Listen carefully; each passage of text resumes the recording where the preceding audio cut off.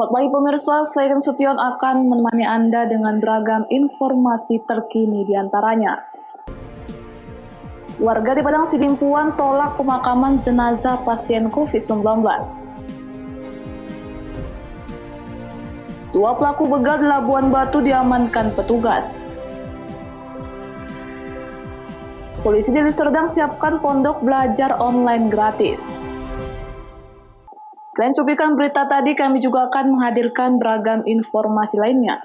Pemirsa, kita jelang sumut hari ini pagi selengkapnya.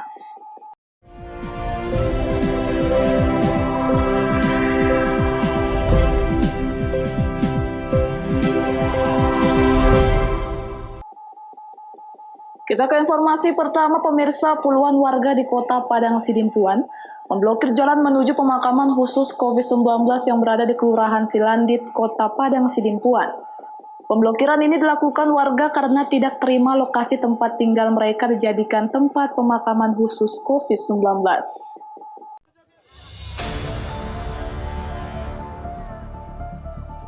Puluhan warga dari Kelurahan Silandit dan Desa Aek Bayur, Kota Padang Sidimpuan memblokir jalan menuju pemakaman khusus COVID-19 di Kelurahan Silandit.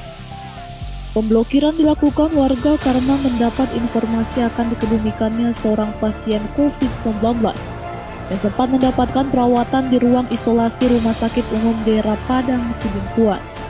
Warga menolak lingkungan tempat tinggal mereka dijadikan lokasi pemakaman khusus COVID-19. Pasalnya hingga saat ini belum ada kesepakatan antar pemerintah Kota Padang Sidimpuan dengan masyarakat setempat mengenai sosialisasi pemakaman khusus tersebut. Akibatnya warga sempat memblokir jalan dengan membakar ban bekas di badan jalan sebagai bentuk penolakan. Seorang warga setempat mengatakan, pemblokiran ini merupakan bentuk kekecewaan mereka kepada pemerintah Kota Padang Sidimpuan. Warga setempat sempat meminta kepada pemerintah kota untuk tidak mengebumikan jenazah pasien COVID sebelum adanya solusi dengan warga. Masalahnya minggu kemarin kan udah diadakan sosialisasi bersama Dinas Sosial, Dinas Kesehatan, sama gugus tugas. Belum ada solusi. Apa itu Bang, terkait apa sosialisasi? Tentang penguburan COVID di lingkungan kami. Jadi infonya ada yang mau dikebumikan ini itu seperti apa? Infonya semalam udah ada yang dikebumikan. Jadi kami warga di sini minta jangan ada lagi penguburan sebelum ada solusi dari pihak pemerintah setempat.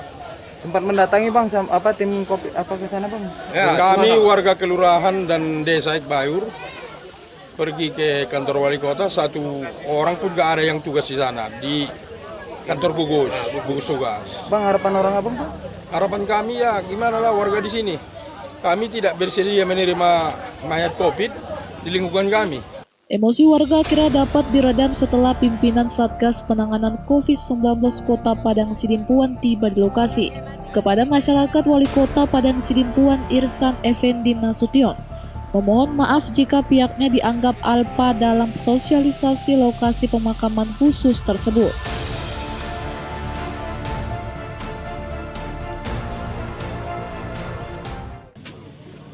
Kalau kemudian dianggap ada kealpaan pemerintah Kota Padang Sidimpuan gugus tugas tentang sosialisasi, saya mewakili pemerintah Kota Padang Sidimpuan menyampaikan permohonan maaf kalau dianggap, tapi itu Bapak Ibu sudah kami sosialisasikan melalui keputusan rapat gugus tugas.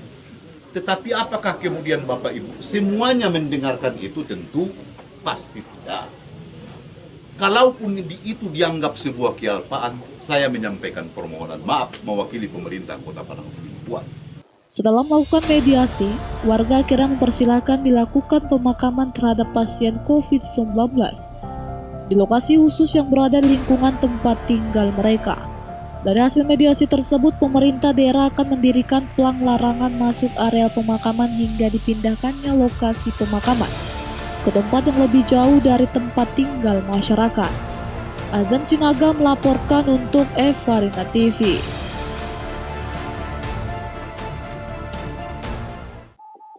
Pemirsa, antisipasi peredaran narkoba dan penipuan yang dilakukan narapidana dari dalam sel, Kementerian Hukum dan HAM melakukan pemeriksaan kamar sel tahanan.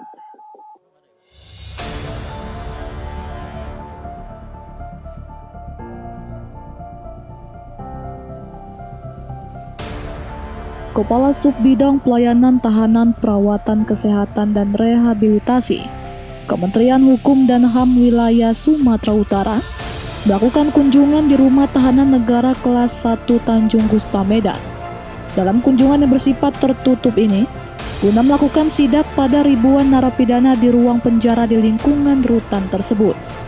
Hal ini dilakukan karena adanya salah satu tahanan yang didapat pihak rutan Tanjung Gusta telah melakukan tindak pidana penipuan dengan modus menjual narkotika jenis sabu. Modus narapidana tersebut menjual barang haram seharga 20 juta rupiah dengan cara menelpon dan mengirimkan foto yang diambil narapidana dari internet kepada calon pembelinya. Atas kejadian itu, pihak rutan telah mengamankan narapidana tersebut ke pihak kepolisian untuk ditindaklanjuti, serta semua haknya dicabut dan sudah dilakukan pengasingan selama 12 hari ke depan. Saya kesini dalam rangka pemantauan dan evaluasi terkait dengan fungsi-fungsi intervensi pengamanan seperti itu. Yang dilihat sejauh mana keamanan ketertiban yang dilakukan oleh petugas rutan kelas 1 Medan. Terus kelas keamanannya, peri kehidupannya dari malam, pagi sampai siang hari ini. Ternyata hasilnya lumayan, mudah-mudahan dalam rangka mewujudkan UBK bisa berhasil. Sementara itu, Kepala Rutan Tanjung Gusta Rumah Tahanan Negara Kelas 1 Tanjung Gusta Medan mengatakan, pihak rutan terus berbenah dan memperketat keamanan di dalam ruangan penjara. Salah satunya tidak memperbolehkan adanya telepon genggam digunakan oleh narapidana. Yang benar adalah penipuan atau lodes yang bermodus dengan transaksi narkoba. Sudah kita tangkap, sudah kita strap sel, kita register F-kan, kita cabut remisi yang bersangkutan dan sedang menjalani pengasingan untuk 12 hari ke depan. Demikian. Lihat MRT Bang, bisa menggunakan alat komunikasi di dalam rutan Bang? Bahwa menurut pengakuan yang bersangkutan, dia mendapatkan HP itu dari warga binaan atas, namanya saya lupa, kurang lebih sekitar 6 bulan lalu yang dibawa pada saat sidang. Dan warga binaan yang membawa itu sudah bebas dan dia mengakui bahwa memang HP tidak dibenarkan untuk digunakan di rutan sesuai dengan Permenkumham nomor 6 tahun 2013. Razia ini terus dilakukan agar narapidana tidak melakukan aksi kejahatan, penipuan dan peredaran narkoba dari dalam sel tahanan. Wahyu Pratama melaporkan untuk Evarina TV.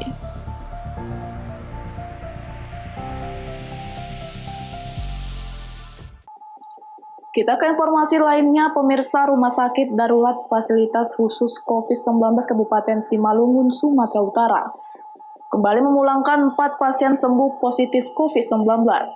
Dari pemeriksaan 2 kali swab, hasilnya dinyatakan negatif COVID-19.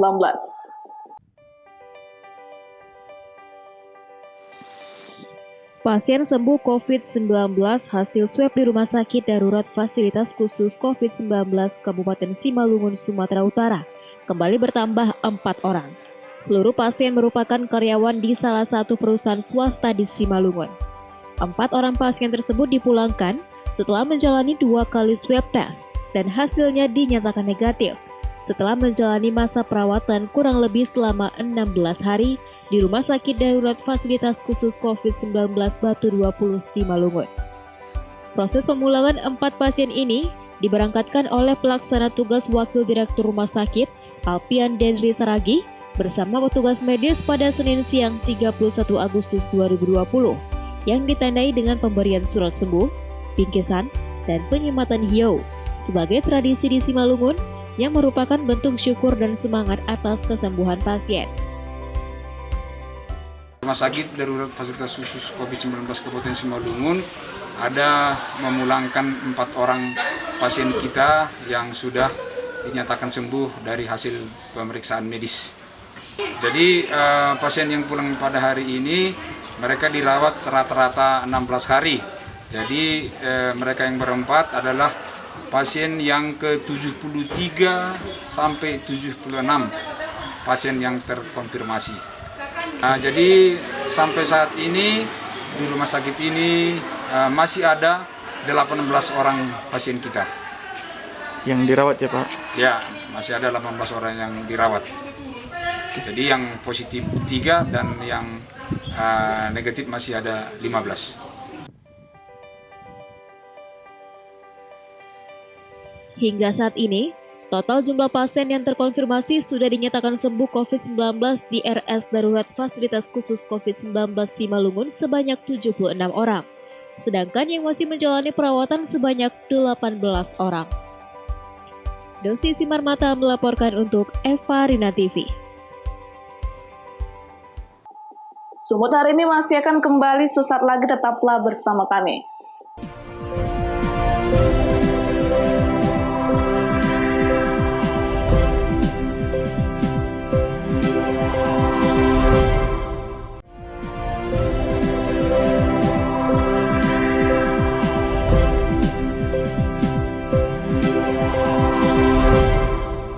Terima kasih masih bersama kami. Pemirsa, Satuan Polisi Lalu Lintas Pos Sigambal mengamankan 2 orang pelaku begal yang meresahkan warga spesialis jalan lintas saat beraksi. Tepatnya di Jalan Lintas Sumatera, Desa 1, Kecamatan Bilahulu.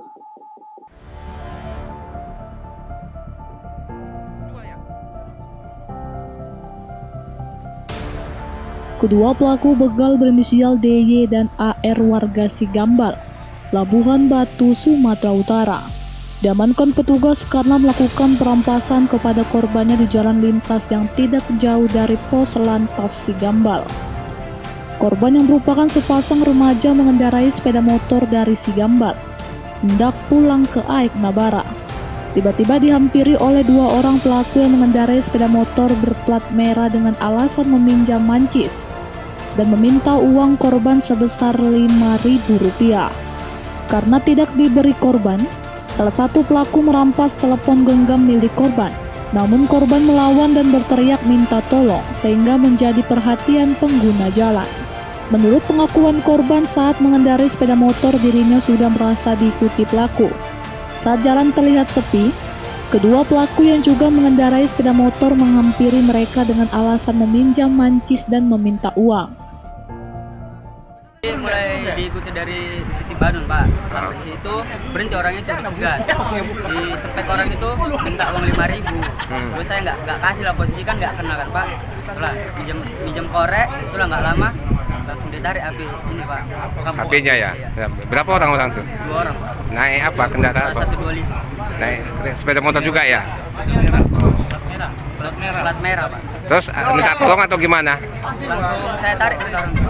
Artinya ada melakukan perlawanan lah ya? Melawan juga. Melawan ya? Terus minta tolong ya, datang petugas? Datang, Pak. Petugas dari mana yang datang? Lantas? Pos lantas. Sementara itu, Aibtu Asinaga selaku Kapos Pol Lantas Sigambal membenarkan adanya 2 orang pelaku begal diamankan, yang mana saat pihaknya melakukan patroli rutin mendengar seorang wanita minta tolong dan langsung mendekati lokasi kejadian serta mengamankan kedua pelaku. Kebetulan kami dari Pos Lantas Sigambal melaksanakan giat patroli seketika di Jalinsum, tepatnya antara lingkungan Jalinsum N1, kami menemukan 2 orang pelaku begal melakukan aksinya dengan cara membuntuti dari Pekan Sigambal sampai arah Jalinsum N1. Seketika si pelaku melakukan aksinya dengan cara pura-pura melakukan pendekatan seolah-olah kenal dengan korbannya. Setelah itu pelaku berusaha merampas 1 unit handphone milik korban dan setelah itu bermaksud meminta uang Rp5.000. Namun seketika kami menemukan kejadian tersebut, si korban berteriak minta tolong.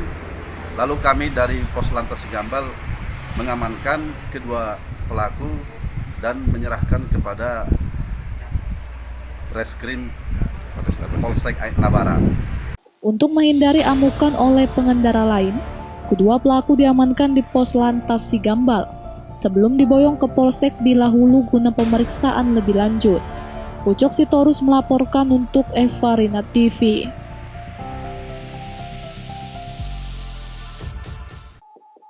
Sementara itu pemirsa, penemuan jasad wanita parubaya di Jalan Mahoni Pasar 2 Tanah Garapan Desa Bandar Kelipa Kecamatan Percut Setuan dengan kondisi luka di bagian leher hingga kini masih dalam penyelidikan polisi. Jasad wanita yang berprofesi sebagai driver ojol ini diduga menjadi korban pembunuhan.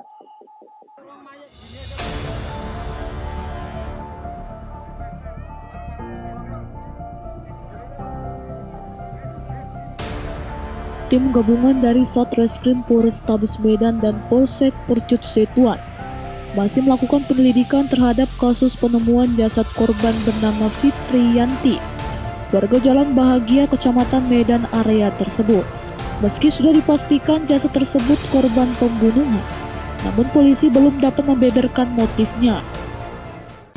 Yang bersangkutan menemukan ada sesosok jenazah yang terjerembab di parit di sekitar Jalan Mahoni Pasar 2 di Desa Bandar Kelipa. Kemudian Polsek dan Inavis datang ke TKP. Pada saat itu masih belum diketahui identitas, kemudian dibawa ke rumah sakit, dicek oleh Inavis, baru diketahui identitas saudari Fitri Yanti, identitas korban, usia 45 tahun, alamat di Gang Bahagia, termasuk di wilayah hukum dan area. Kemudian melakukan penyelidikan gabungan ya oleh Satreskrim Polsek dan Satreskrim Polrestabes Medan. Kita masih melakukan penyelidikan untuk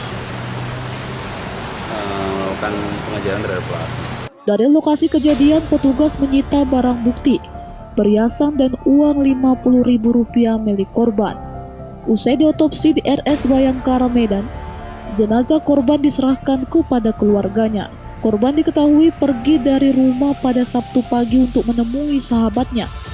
Namun hingga malam, korban tidak kunjung pulang dan alat komunikasinya tidak aktif. Keluarga berharap polisi segera mengungkap kasus dugaan pembunuhan tersebut dan meringkus para pelakunya. Wahyu Pratama melaporkan untuk Evarina TV. Komunitas Porang Amfunan Sumatera Utara siap mengembangkan budaya tanaman porang di Sumatera Utara. Hal ini tertuang dalam pertemuan perdana pengurus Porang Amfunan yang beranggotakan anggota DPRD Sumatera Utara, Persaulian Tambunan dan Rudi Hermanto Harahap.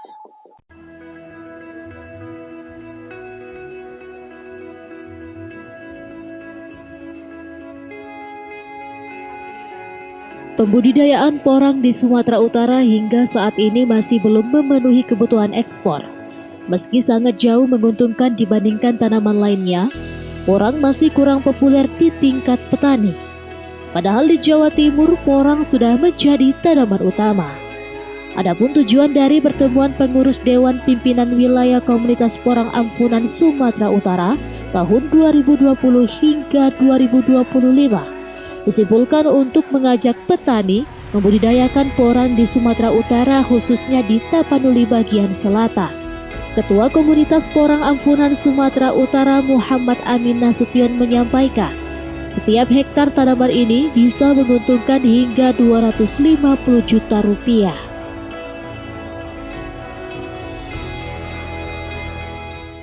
Saya melihat peluangnya luar biasa, apalagi tanah di secara geografis di Tapanuli bagian selatan sangat cocok ya. Ini adalah salah satu komoditi yang harus disosialisasikan dan dikembangkan oleh masyarakat petani. Saya kira itu dari saya. Dan sebagai anggota DPRD Provinsi Sumatera Utara, saya akan mengawal dan mendukung program ini menjadi salah satu unggulan di Sumatera Utara, khususnya di Tapanuli bagian selatan. Kalau kita lihat masyarakat Tapsel ini semua 70% adalah masyarakat petani dalam arti luas. Jadi alangkah baiknya untuk membangun yang namanya porang di Tapsel, khususnya di Tabaksel juga. Ya, ini sangat prospek dan bisa membantu masyarakat agar bisa menjadi pendapatan yang paling positif. Kalau kita lihat kondisi sekarang ini dalam pandemi COVID ini kan pertanian yang bisa membantu masyarakat pertanian, terutama masyarakat petani kita. Jadi kalau saya lihat kondisi untuk pengembangan porang itu sangat sensitif. Bisa kita kembangkan, bisa kita buat bagaimana supaya maju dan laju dalam rangka membangun Tapsel yang lebih baik ke depan. Saya kira itu aja. Dalam waktu singkat ini apa yang seharusnya dilakukan ampunan porang ini Pak, biar ini bisa ke masyarakat? Baik, jadi semua nanti pengurus porang ya mari sama-sama kita membudayakan, mensosialisasikan terutama ke BPP, Balai Penyuluh Pertanian. Ya, begitu juga masyarakat, ya, ke kelompok tani, agar porang ini bisa menjadi tuan rumahnya sendiri di Tabaksel, khususnya di Tapsel yang kita cintai. Itu aja. Dengan semangat dan tekad komunitas porang ampunan Sumatera Utara, kita kembangkan penanaman porang di Sumatera Utara. Azan Sinaga melaporkan untuk Eva Rina TV. Sumut hari ini masih akan kembali sesaat lagi, tetaplah bersama kami.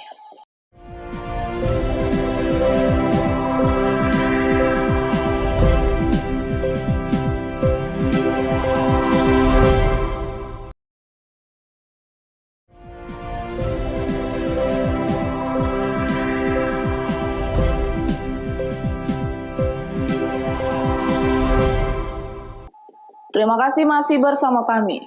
Pemirsa, Polsek Namorambe di Kabupaten Deli Serdang, Sumatera Utara mendirikan pondok belajar gratis untuk menunjang pelajar di masa pandemi COVID-19. Pondok belajar ini memiliki fasilitas Wi-Fi dan Android gratis yang bisa digunakan untuk menunjang belajar secara daring.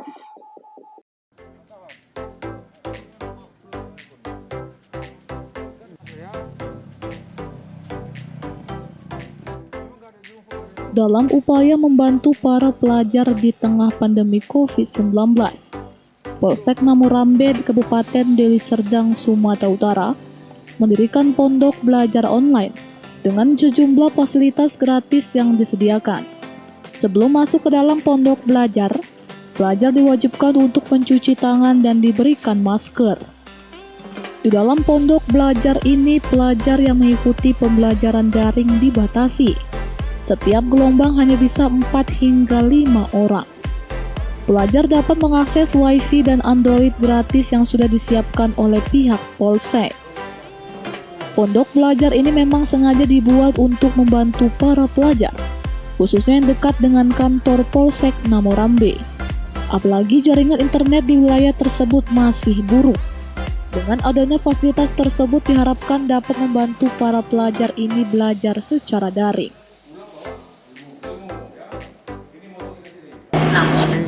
Dengan membuat pondok belajar agar anak-anak kita yang tidak memiliki jaringan internet ataupun yang tidak memiliki paket bisa terbantu dengan kita lakukan. Namun dengan situasi pondok yang kita buat ini kita bagi 4 shift. Ya, kita bagi 4 shift karena protokol kesehatan tetap jadi prioritas sama kita agar tujuan kita tidak kontraproduktif dengan situasi. Jadi tetap protokol kesehatan. Anak-anak begitu masuk, apabila dari rumah tidak memakai masker, kita berikan masker dan cuci tangan dan juga physical distancing. Kita menyiapkan di sini, saat ini kita siapkan 2 Android, manakala anak kita tidak memiliki bisa dipergunakan. Artinya tetap berada di pondok agar mana tahu anak-anak kita yang tidak memiliki Androidnya dia bisa gunakan. Ya, kita upayakan semua yang datang kemari. Sebagai moto kita, kami datang belajar, pulang bawa ilmu. Adapun pondok belajar daring ini dioperasikan mulai pukul 8 pagi hingga pukul 6 sore dan digunakan secara bergantian dan dibagi dengan 4 gelombang. Daniel Pekuali melaporkan untuk Eva Rina TV.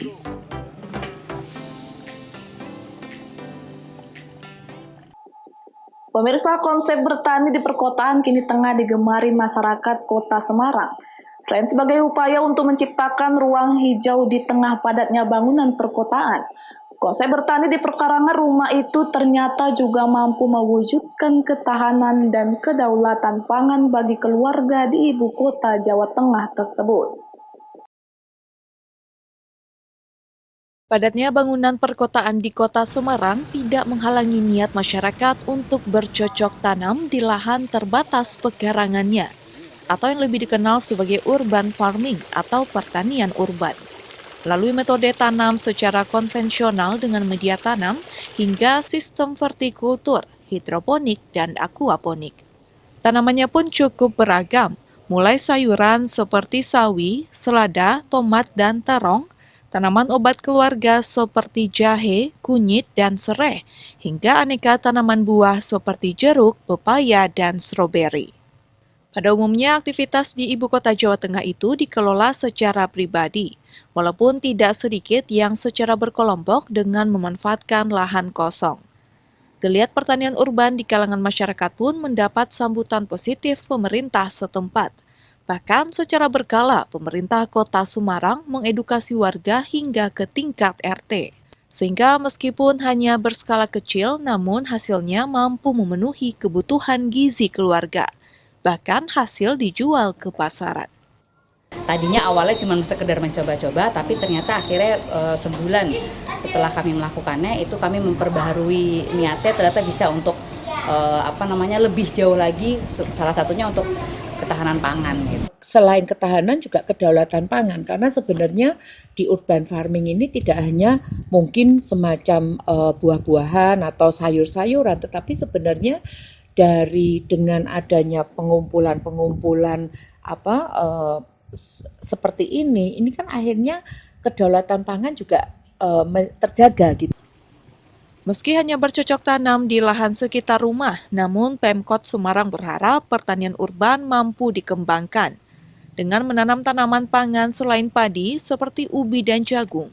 Sehingga selain membantu penghijauan dan menjaga kelestarian lingkungan sekitar rumah, pertanian urban juga diharapkan dapat dimanfaatkan menjadi kegiatan produktif, sehingga mampu memberdayakan masyarakat melalui pemasaran hasil panen. Dari Semarang, Jawa Tengah, Suryo Wicaksono, Kantor Berita Antara mewartakan. Pemirsa, demikianlah rangkaian informasi dalam Sumut hari ini pagi ini. Saya Kiki Nasution mewakili kerabat kerja yang bertugas pamit undur diri. Terima kasih atas kebersamaan Anda dan sampai jumpa.